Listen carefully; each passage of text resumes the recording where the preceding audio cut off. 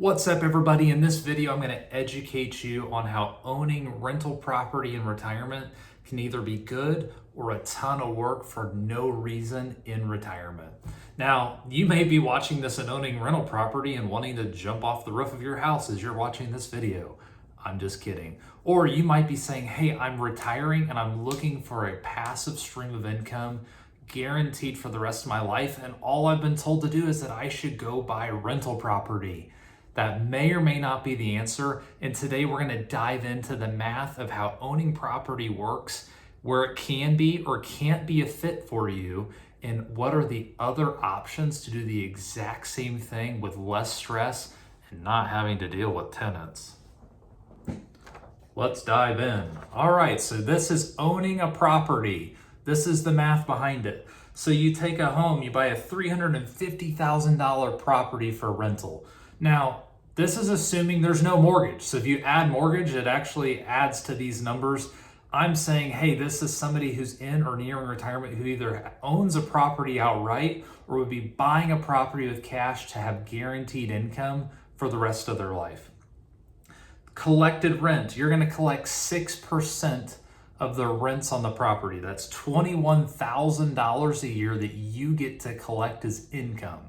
Now, out of that income, we have property taxes, which are $3,500 a year. We have insurance, $2,400 a year. Then we have repairs because things inevitably go wrong with property, $3,000 a year. This leads to a net income of $12,100.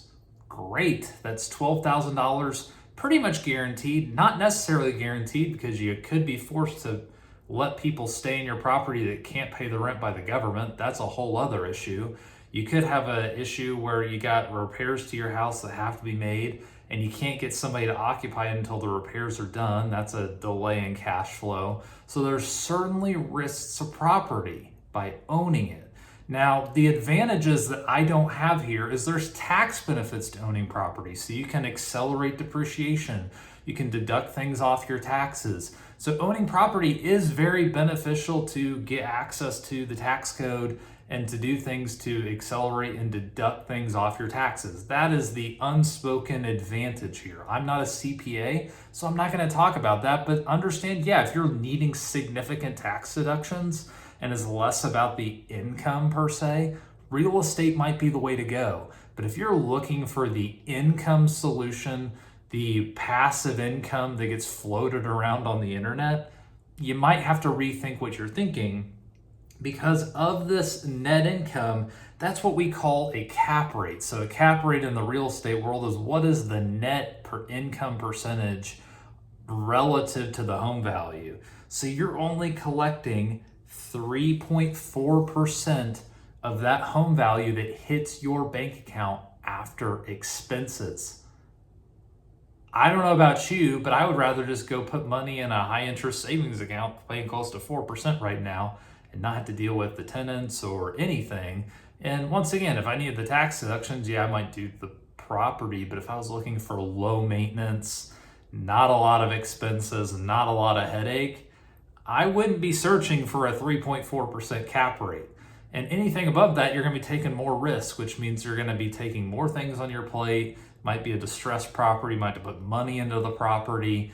And so personally, if you're in or nearing retirement, this is a stretch because this is a good property value, a good rent collected, and what I would say based on this cap rate initially or the gross cap rate, it's most likely not tenants you're gonna have to have a ton of headache with. So if you wanted to increase this cap rate, you would have to be taking on property in a distressed area or lower income area.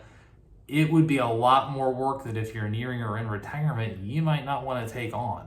Now, what you'll see over here is the good and bad because I can't draw, so I had to fill up blank space and I had to make it easy for you and I to understand. Green is good, red is bad.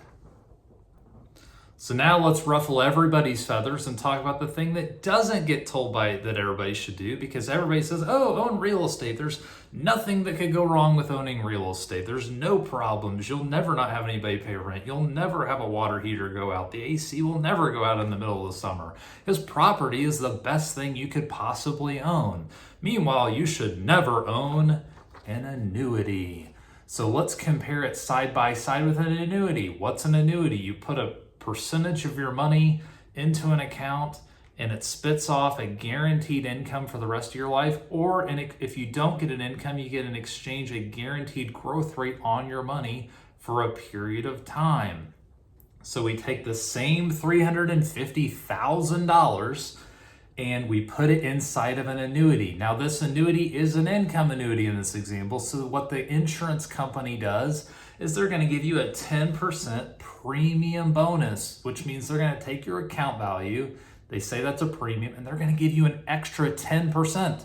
So $35,000, and they're going to put it towards your income base. So now your income base is $385,000. Now this annuity has a 6% income payment guaranteed for life.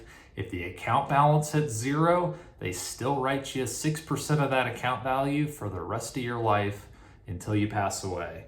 6% of $385,000 is $23,100 a year. Now, of course, there's costs. There's fees associated because yes, you're getting a guaranteed 6% for the rest of your life. The fees associated are $5,775. It's typically about 1.5% of the income base. If you own an annuity, you just had me watching in this today, and you don't understand how the fees work, you get charged the fee relative to the income base, which is higher than the account value. Your financial advisor or insurance agent might be telling you that it's on the account value because they don't know what they're talking about, but it's based on your income base. Now, here's the thing, where real estate, you deduct the expenses from your income. Annuities, the expenses get deducted from your account value. So you still see the $23,100 every month, outside of some tax withholding, but the expenses get deducted from your account value. So you don't see it negate from your income. So you get to take home the full $23,100. Here's another thing. I talked about the tax benefits of owning real estate. Let's say you don't need the income and you just want an annuity. Well, an annuity, you could take the same $350,000, put it in there, and it gets special tax treatment. The money grows tax deferred. And so as you keep the money in, whether it's 1, 3, 5, 7, 10 years or beyond, over that period of time, your growth is compounding, it's tax deferred. Now, real estate has what's called a 1031 exchange, where you can sell a property, a rental property, and exchange it and move it into another rental property without having a tax hit. Well, for annuities, it's called a 1035 exchange. And at the end of that period, when they give you those guarantees, if you haven't taken income, or if you have regardless, you can exchange your account value and move it into something else and stretch and defer the taxes. So both vehicles, property and annuities, are very tax efficient. So at the end of the day, what you have to decide is, okay, do I want to be a business owner and have all the expenses associated with my guaranteed passive income? Or do I want to go the path of least resistance and put my money into a bucket and get a guaranteed stream of income for the rest of my life and not have to worry about crackheads breaking into my house, not paying rent, property taxes getting raised, homeowners insurance going through the roof? Ultimately, that's up for you to decide. But if you're looking to analyze your options, my business partner owns 10 rental properties. We can give you the real estate perspective of where that's a good fit for your financial planning. And we also have clients who have annuity products that they really enjoy. And so we can analyze and show you of the thousands of annuities that exist, what the few that may be a good fit for you and your situation. If you're looking for professional help, and we have a link to my calendar in the description, and you're going to get to talk to us, my team, and we'll go to work for you with no charge, no cost associated. Just go to the link in the description of this video. As always, it's not rocket science, it's just revolutionary.